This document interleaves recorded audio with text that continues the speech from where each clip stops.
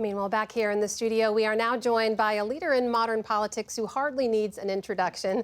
That's Speaker Emerita and California Congresswoman Nancy Pelosi. Madam Speaker, welcome back. Great to have you with us. Wonderful to be with you. It's a tradition now. I think this is my 5th time on election night. We love having you back every time. Thanks for being a part of this. I know we want to talk about the White House, but I got to start with the House that you know so well. Last time you were here, you were confident Democrats will win back control of the House. Specifically, you talked about the 5 New York seats you lost in 2022. Are you still confident you'll win back those 5 and control? Yeah, well, may I just say that I was countering what was being proposed, which was that we were going to lose 30 or 40 seats. And I said, no, I thought that we could win the House, which I did think. We did lose those seats in New York. I think we'll win them back, probably all of them, maybe more.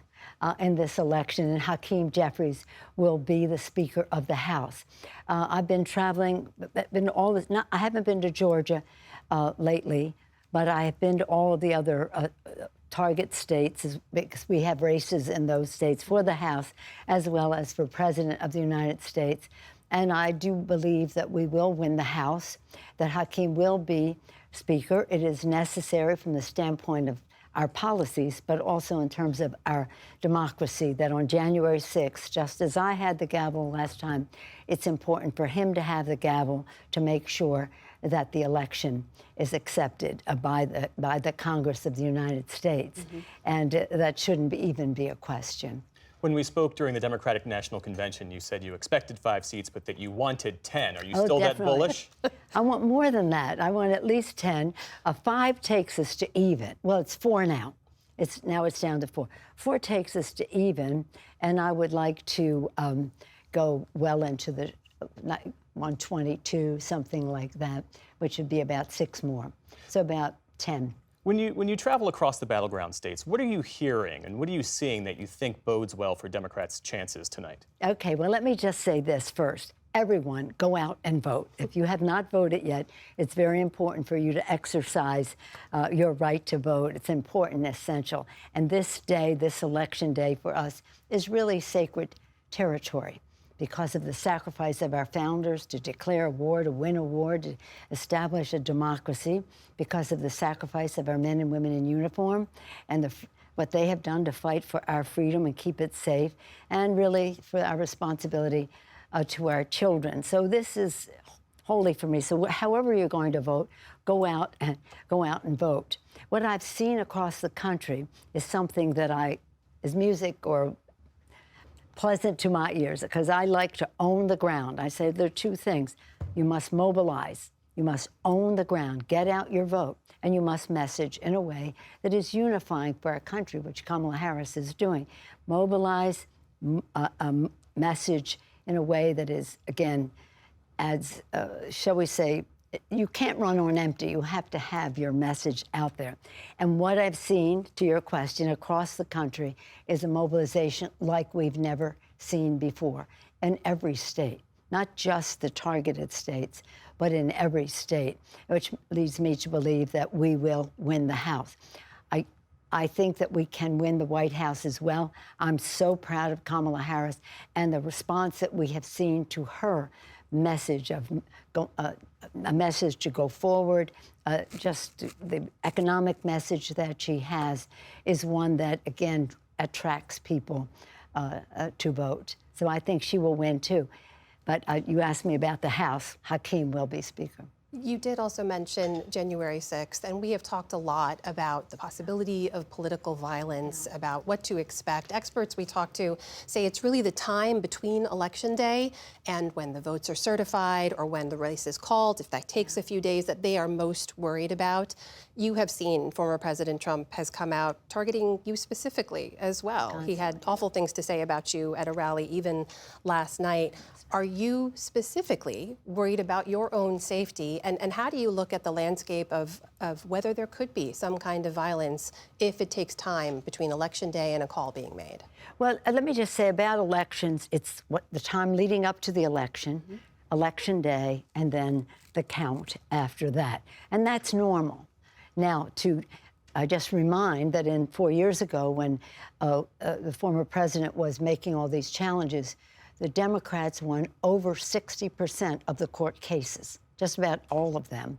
And so far, we have won 20 of the cases in the time leading up to the election and going forward. Am I worried about my safety? Yeah, I am. 2 years ago, right this past week, my house, the sanctity of our home was invaded.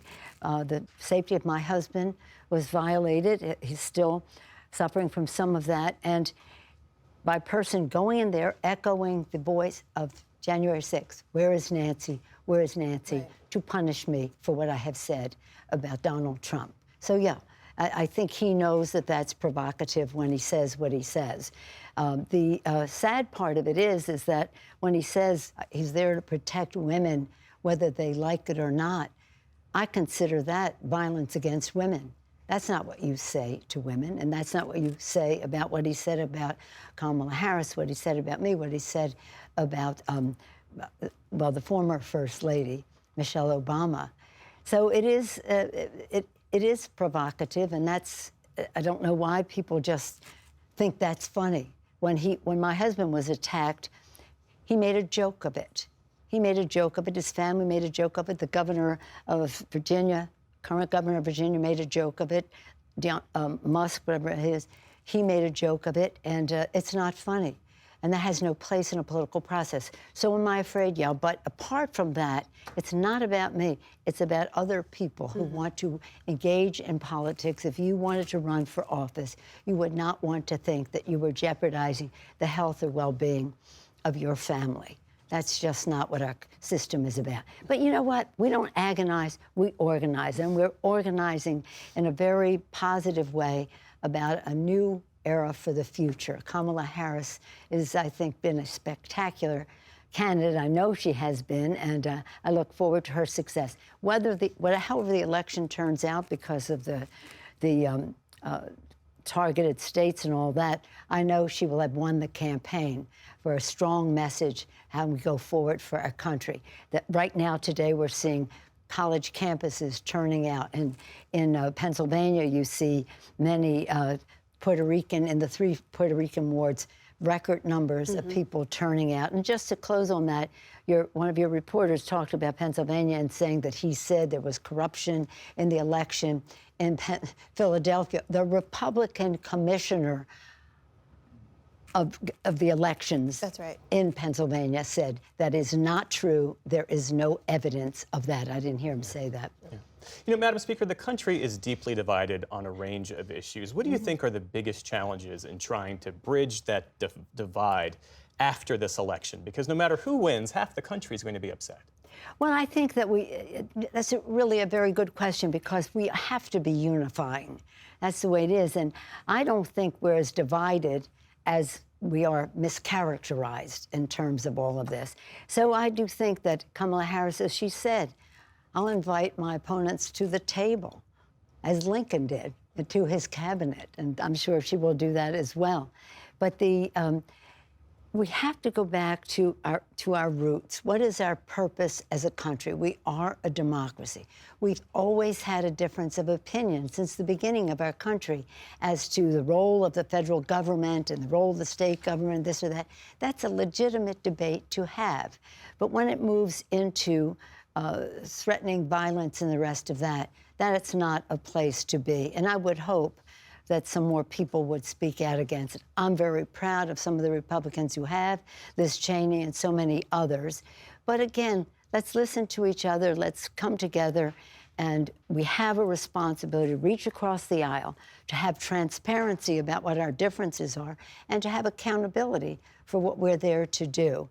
And it's not so much about people saying, oh, they can't get, no, it's something that obstruction that they have put forth because they don't believe in governance. They don't. They don't believe in science.